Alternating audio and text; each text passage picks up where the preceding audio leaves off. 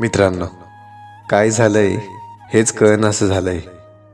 गुंत्याची जळमटं वाढत चाललीत. सगळं हातातून कसं निसटल्यासारखं वाटतंय.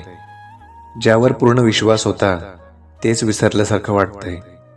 मनाने आपलं मानलेलं क्षणात परक होतंय. तुझं मी आता माझ्यातच हरवलंय. सारं काही ओझं वाटायला लागलंय. विचार सुटत नाहीत, उत्तरं बाहेर नाहीत. ती आत कुठेतरी दडलेत.